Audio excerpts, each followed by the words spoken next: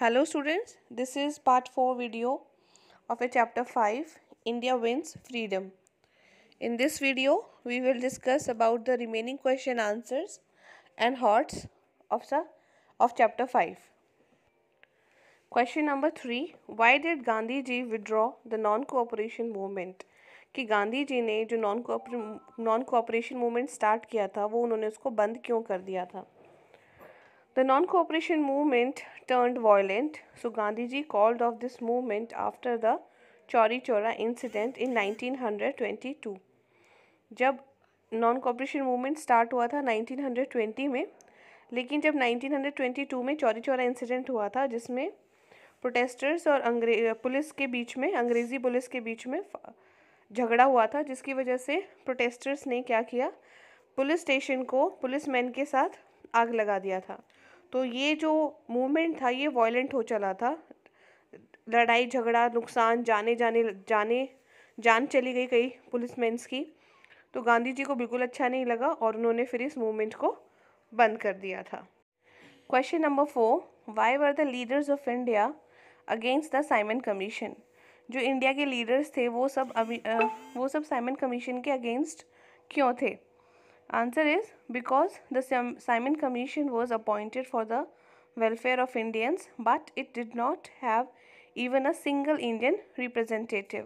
कि ये Simon commission Indians के वेलफेयर के लिए बनाया गया था, इंडिया के लोगों की भलाई के लिए बनाया गया था, लेकिन इस कमीशन के अंदर, इस ऑफिशियल टीम के अंदर एक भी इंडियन रिप्रेजेंटेटिव नहीं था।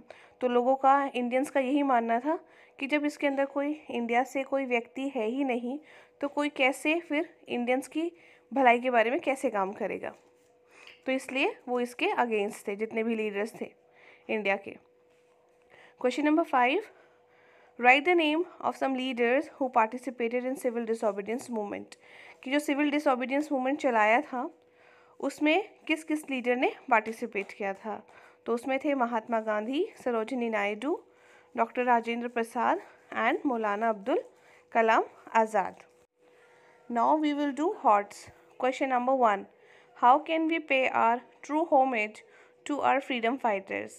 कि हम कैसे अपने जो फ्रीडम फाइटर्स थे हमारे, हम उनको कैसे ऑनर दे सकते हैं, होमेज दे सकते हैं सही तरीके से? तो by following their ideology and path of truth, हम उनको सम्मान दे सकते हैं। उन्होंने जो हमारे लिए किया उनको हम ऑनर कर सकते हैं। उनकी आइडियोलॉजी, उनकी बातों को मानकर, जिस चीज़ को उन्होंने फॉलो किया उस चीज़ को हम भी अपनी लाइफ में फॉलो करके उनको एक हम ऑनर दे सकते हैं। Question 2, why did Gandhi ji get support of people from all over India? कि गांधी जी को कैसे पूरे इंडिया से सपोर्ट मिलता था? Because Gandhi ji worked for the common man by following the path of truth and non violence. सभी लोग गांधी जी को पसंद करते थे और जो गांधी जी का तरीका था वो था नॉन वायलेंस का, बिना लड़ाई झगड़े के अपनी बात को रखना और सही के लिए, सत्य के लिए आग्रह करना, सत्याग्रह करना। तो गांधी जी सच्चाई के रास्ते पे चलते थे।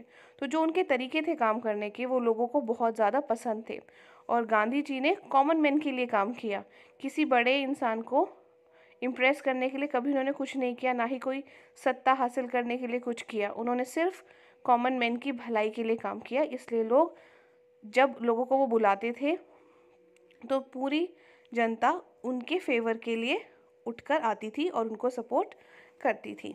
This is it, your chapter is over here. Still if you have any doubt you can call to your subject teacher. Thank you.